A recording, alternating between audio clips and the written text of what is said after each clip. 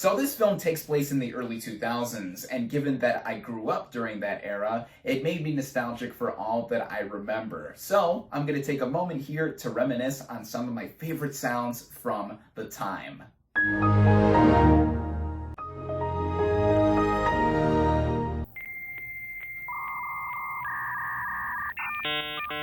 No, no, no, not that one, not that one. What is up, everybody? Random man here, bringing you another video during this current quarantine era. I hope everyone out there is continuing to stay safe and be well during this unpredictable time, as this is my first video in 3 weeks, so long time no video it seems, and I attribute that to there not being a lot of content that I've been interested or compelled enough to consume and review, and also just there has been quite a bit with how the summer really has been sucked out in terms of anything interesting. I mean, a couple weeks ago, by now, if the pandemic hadn't hit, we would have gotten my most anticipated film of the year, Christopher Nolan's Tenet, and yeah, that and some other films I've been looking forward to have been delayed indefinitely, or some other ones have just been pushed back to later dates. Either way, it's been quite a bit of a drought, as I said months ago when a lot of lockdowns first hit. But I am back bringing you another review, as I am here bringing you my review for, yes, God, yes. Set in the early 2000s, the plot of this dramedy basically follows a Catholic teenager played by Natalia Dyer who, after she engages in an AOL chat that turns racy, discovers masturbating and struggles to suppress her new urges in the face of eternal damnation. Going into this movie, I was curious to see it, especially after I heard buzz about it coming out of the 2019 South by Southwest Film Festival last year, and the more I looked into the film, I found out that it was based on the 2017 short film of the same name, which was made by the same writer and director of this film, Karen Maine, with this feature being her directorial debut. So I ended up watching the short film on YouTube and thought that it made for a decent premise if expanded properly, could turn into a solid film. And one other reason I was interested in the main feature is the star at the center, Natalia Dyer, who many of us fans of Stranger Things will recognize as Nancy Wheeler on that series, and she even starred in the original short film before carrying herself over with the writer and director Karen Maine to this main feature. And now it has recently been released on VOD and digital platforms, to where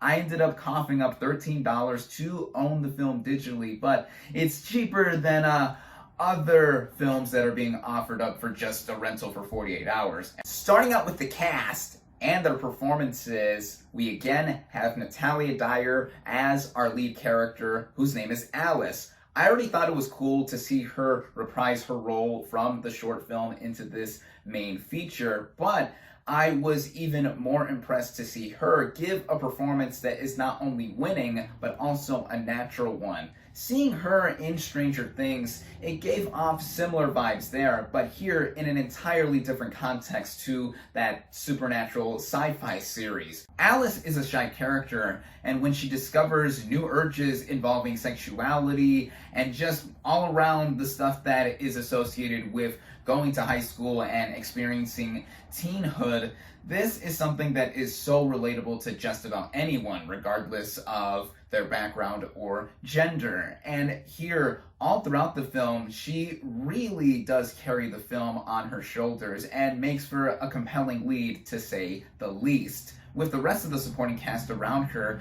there are players here that do come in and out of the film to varying degrees of impactfulness, but I think just about everyone here did serviceable jobs. Specifically to me, I think the two players that stood out on supporting levels are Timothy Simons as Father Murphy and Alicia Bowe as Nina. Simons, as his character's title suggests, is a priest and teacher at the school Alice goes to, and I think he has a kind of dorky demeanor about him, but also he tries to be full of wisdom. And then with Bowe's Nina, she is the leader of this retreat that Alice goes on, and she has a very upbeat and light attitude about her. And having previously seen Bowe in a much more serious series that is also on Netflix, 13 Reasons Why, it's cool to see her expand more in other roles like this one, and I thought she had some nice support here. The writing of this film, and by extension the directing by Karen Maine,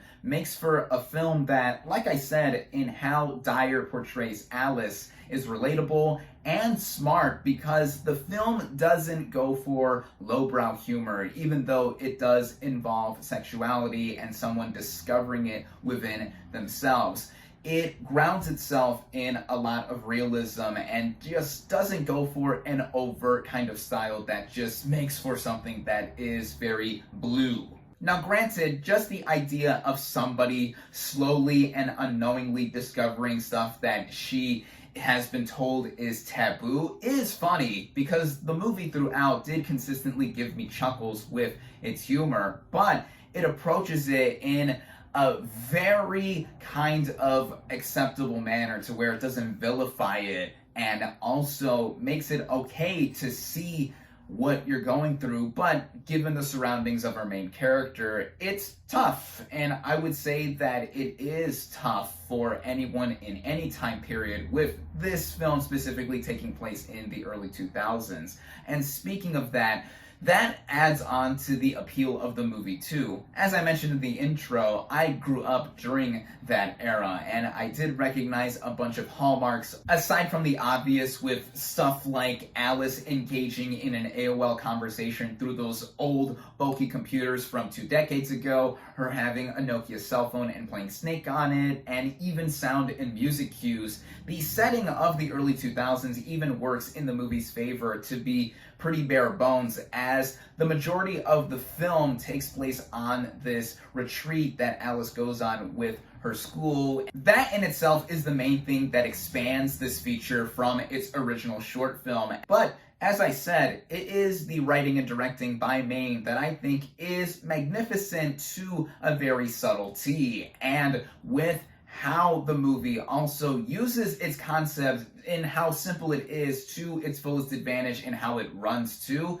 it makes for a film that is very breezy and well paced. The movie runs at about 77 minutes, including the end credits, so it's even shorter without them. And I think that is the perfect running time for this film, because it is humble in its sensibilities, right down to the way it is shot, edited, composed with the music, anything like that. If it had stretched its concept even longer than it should have, with the movie already being 7 times longer than the original short film, it would have overstayed its welcome. And I really cannot fault the film much for that. What I can fault the film for legitimately, or at least what I can fault the MPA for, is labeling this film with an R rating. This is yet another film about teens, geared towards teens, I assume, that has been limited in its appeal by the rating system to have only 17-year-olds and up watch it, at least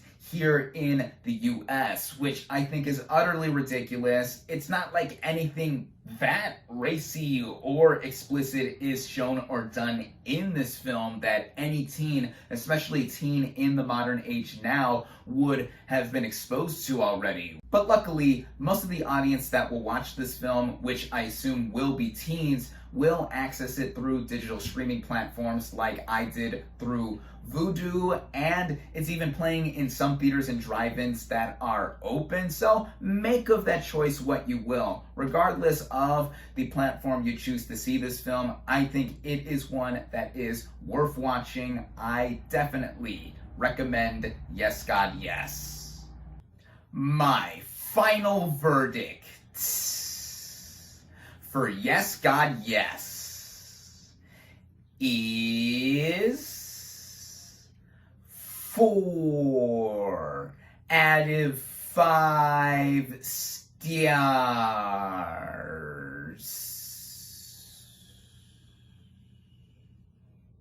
Thank you all, as always, for watching. Be sure to like this video, comment on what you thought of Yes, God, Yes. Social media links in the description. Subscribe to my channel for more, and I'll catch you on the next movie review.